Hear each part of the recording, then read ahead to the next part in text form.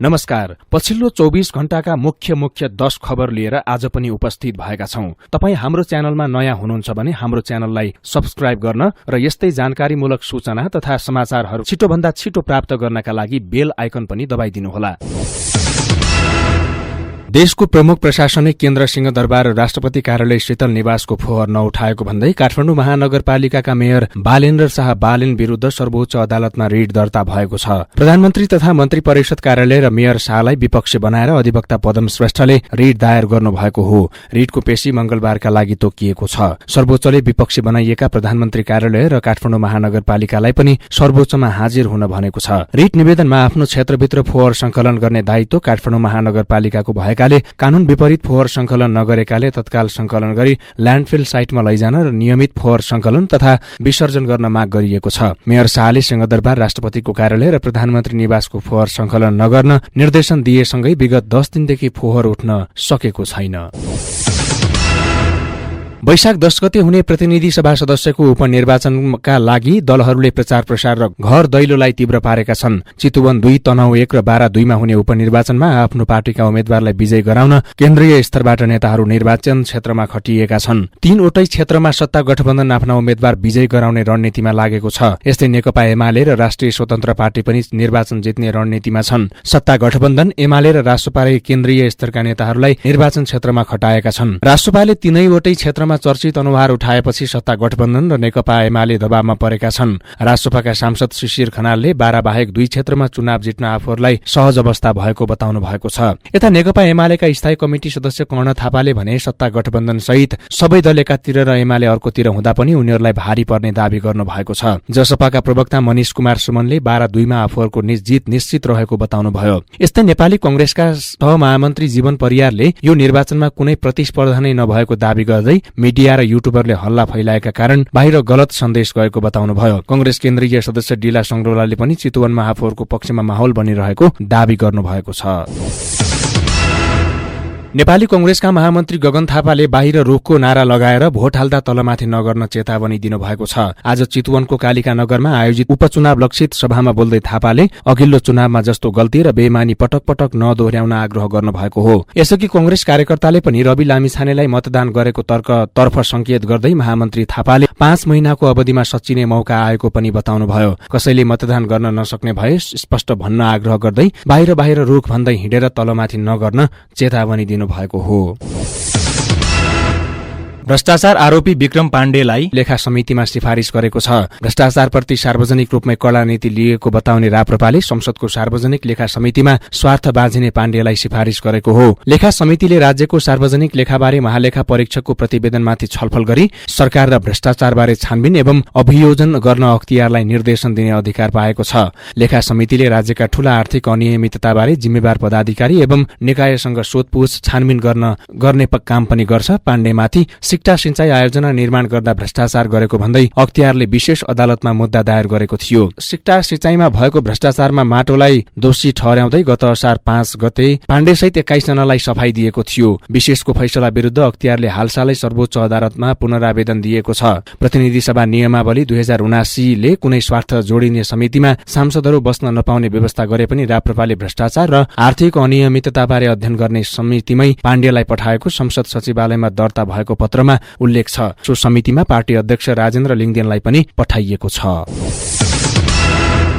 3 दलका शीर्ष नेताहरूबीच छिट्टै नै संवैधानिक परिषदको बैठक बोलाएर प्रधान न्यायाधीश नियुक्तिको प्रक्रिया अघि बढाउने निर्णय भएको छ। एमाले अध्यक्ष केपी शर्मा ओली निवास बालकोटमा बसेको बैठकमा चाँडै प्रधान न्यायाधीश सिफारिस गर्ने सहमति भएको कंग्रेसका मुख्य सचेतक रमेश लेखकले जानकारी दिनुभयो। लामो समयदेखि सर्वोच्चको नेतृत्वमै कार्यवाहकमा भएकाले यो स्थिति यहाँ रहनु हुँदैन भन्ने कुरामा प्रधानमन्त्रीले पहल गरेको र त्यसमा कंग्रेस सभापति शेरबहादुर देउबा र एमाले अध्यक्ष ओलीको समेत सहमति रहेको बताउनुभयो। लेखकका अनुसार संवैधानिक परिषदको बैठकको मिति प्रधानमन्त्रीले तोकेर खबर गर्ने कुरा पनि भएको छ। यस्तै आजको बैठकमा संक्रमणकालीन न्याय सम्बन्धी टीआरसी विधेयक, संसद सञ्चालन र समिति गठनको विषयमा पनि नेतृत्वबीच सहमति जुटेको छ। यद्यपि एमाले भने टीआरसी विधेयक टुंग्याउन शर्त राखेको छ। संसद सबैको भएकाले टीआरसी विषयगत समिति लगायतको विषयमा सहमतिमा अगाडि बढ्नुपर्नेमा जोड़ दिएको एमाले सचेतक महेश बर्तौलाले बताउनुभयो। टीआरसीमा एमाले नमानेको हो भन्ने संचारकर्मीको प्रश्नमा उहाँले यो राष्ट्रको साझा विषय भएकाले कतिपय बुदामा बहस गरेर छिटो टुंग्याउनु पुर्याउनु पर्ने पक्षमा आफूहरू रहेको बताउनुभयो। मुख्य दलहरूको नाम नपठाउँदा संसदीय समिति गठनमा ढिलाइ भएको छ। प्रतिनिधि सभाका विषयगत समिति गठनमा मुख्य दलहरू उदासीन देखिएका छन्। सभामुख देवराज घिमिरेले चैतभित्रै संसदीय समिति गठनका लागि दलहरूलाई नाम पठाउन आग्रह गरे पनि मुख्य दलले नामावली दिएका छैनन्। केही साना दलले भने नाम बुझाएका छन्। राष्ट्रपा, राप्रपा, जसपा, एकीकृत समाजवादी, लोकसपा र जनमतले नाम बुझाएका छन्। कंग्रेस, एमाले, माओवादी, नागरिक उन्मुक्ति पार्टीबाट नाम सिफारिस हुन बाँकी छ। प्रतिनिधि सभामा अर्थ समिति, अन्तर्राष्ट्रिय सम्बन्ध र पर्यटन, उद्योग तथा वाणिज्य र श्रम तथा उपभोक्ता हित, कानून न्याय तथा मानवाधिकार, कृषि सहकारी तथा प्राकृतिक स्रोत, महिला तथा सामाजिक मामिला, राज्य व्यवस्था तथा सुशासन, पूर्वाधार विकास समिति, शिक्षा, स्वास्थ्य तथा सूचना प्रविधि समिति, सार्वजनिक लेखा समिति रहेका छन्।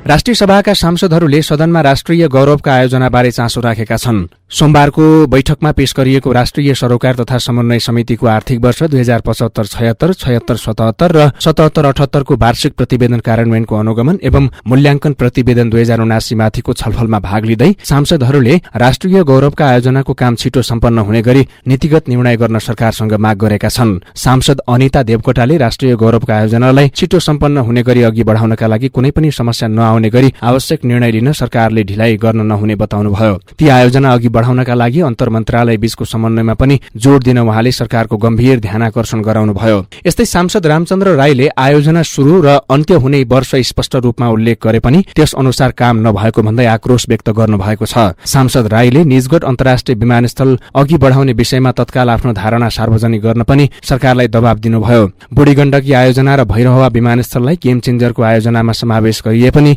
तिनको दिगोपनाबारे आवश्यक योजना तत्काल सार्वजनिक गर्न उहाँको माग छ। यस्तै सांसद सोनाम ग्याल्जेन शेर्पाले सरकार, संसद र संसदीय समितिप्रति जवाफदेही नभएको भन्दै दुखिएसो पोख्नु भएको छ। समितिहरूले दिएको निर्देशन कार्यान्वयन गर्न भन्दा पनि सरकार र सरकारका मन्त्रीहरू झारो टार्ने खालको काममा मात्रै लाग्ने गरेको भन्दै आपत्ति समेत जनाउनुभयो। खोकना र बुङमतीको जग्गाको विवाद सुल्झाउ भनेर 2076 सालमै सरकारलाई निर्देशन गरे पनि काम अघि नबढेको भन्दै सांसद शेर्पाले सरकारसँग जवाफ माग्नुभयो। लुम्बिनी प्रदेशका मुख्यमन्त्री लीला गिरीले वैशाख 11 गते दोस्रो पटक विश्वासको मत लिनुहुने भएको छ। विश्वासको मत लिने प्रयोजनका लागि प्रदेशसभाको बैठक 11 गते बोलाइएको छ। गत पुस 27 गते मुख्यमन्त्री नियुक्त हुनुभएका गिरीले माघ 5 गते पहिलो पटक विश्वासको मत लिनुभएको थियो। राष्ट्रपतिको चुनावसँगै केन्द्रमा बदलिएको सत्ता समीकरण अनुसार माओवादी केन्द्र लगायतका दलले चैत 12 गते सरकारलाई दिएको समर्थन फिर्ता लिएपछि गिरी दोस्रो पटक विश्वासको मत लिन लाग्नु भएको हो। लुम्बिनीमा नेपाली कंग्रेस, माओवादी केन्द्र सहित प्रदेशसभाका 10 दलमध्ये 8 दल र एकजना स्वतन्त्र समेत गरी 53 सांसदले कंग्रेसका डिल्ली चौधरीलाई मुख्यमन्त्रीको नियुक्ति माग गर्दै प्रदेश प्रमुखलाई हस्ताक्षर बुझाइसकेका छन्। काठमाडौँको शान्ति बाटिकामा मिटर ब्याज पीड़ित र प्रहरी बीच झडप भएको छ। झडपमा परि केही मिटर ब्याज पीड़ित घाइते भएका छन् भने केहीलाई प्रहरीले नियन्त्रणमा लिएको छ। शान्ति बाटिकामा बसेर आन्दोलन गरिरहेका मिटर ब्याज पीड़ितले सोमबार सिंहदरबार वरपर प्रदर्शन गर्ने तयारी गरेका थिए। त्यसैले प्रहरीले बिहानैदेखि शान्ति बाटिकाको गेटमा पहरा दिएको थियो। दिउँसो मिटर ब्याज पीड़ित ब्यानर सहित प्रदर्शनमा निस्कने क्रममा प्रहरीले रोकेपछि झडप भएको थियो। प्रहरीले मिटर ब्याज पीड़ितलाई लखेट्न पानीको फोहरा र लाठी प्रहार गरेको छ। प्रत्यक्षदर्शीका अनुसार 5 जना घाइते भएका छन् भने केहीलाई प्रहरीले नियन्त्रणमा लिएको छ। घाइतेहरूको राष्ट्रिय ट्रमा सेन्टरमा उपचार भइरहेको छ। सरकारले मिटर ब्याज पीड़ितको एक समूहसँग चैत 18 मा 5 बुँदे सहमति गरेको थियो, तर उक्त सहमतिले मिटर ब्याज पीड़ितको तत्कालको समस्या समाधान नहुने भन्दै मिटर ब्याज पीड़ितको अर्को समूह काठमाडौँमा आन्दोलित छ। र स्मार्ट टेलिकम प्रणालीको आधारभूत टेलिकम सेवाको लाइसेन्स खारेज भएको छ। लाइसेन्स नवीकरणका लागि शुल्क सहित आवेदन नदिएपछि नेपाल दूरसञ्चार प्राधिकरणले दूरसञ्चार ऐन अनुसार लाइसेन्स स्वतः खारेज भएको घोषणा गरेको छ। स्मार्टले नवीकरण दस्तुरका रूपमा मात्रै कुल 20 अर्ब 13 करोड 27 लाख 50 हजार रुपियाँ तिर्नुपर्ने भए पनि अहिलेसम्म 75 करोड मात्रै तिरेर कम्पनीले नवीकरणका लागि तोकिएको वैशाख 3 सम्म आवेदन दिएको थिएन। राजनैतिक लबिङ गरेर पछि तिर्ने गरी वातावरण बनाउने कम्पनीका लगानीकर्ताको प्रयास पनि असफल भएको हो। लाल साउ डिस्ट्रिब्युटर प्रणाली सिंगापुरको 70 तथा जिलाटको 10% सहित सचिन लाल आचार्यको स्क्वायर नेटवर्क प्रणालीको 20% शेयर रहेको कम्पनीको लाइसेन्स र सम्पत्ति प्राधिकरणले नियन्त्रणमा लिएको छ। दूरसञ्चार सेवा प्रदायकको सम्पत्ति व्यवस्थापन नियमावली 2079 अनुसार प्राधिकरणले कम्पनीको सेवा सञ्चालन र सम्पत्ति लिलामी सम्बन्धीको जिम्मा व्यवस्थापन समूहलाई दिएको छ। आजका लागि मुख्य 10 खबर यति नै। तपाईलाई हाम्रो भिडियो र समाचार कस्तो लाग्यो कृपया प्रतिक्रिया दिन नभुल्नुहोला अनि यस्तै जानकारीमूलक समाचारका लागि हाम्रो च्यानललाई सब्स्क्राइब गरी बेल आइकन थिच्न पनि नभुल्नुहोला। नमस्ते।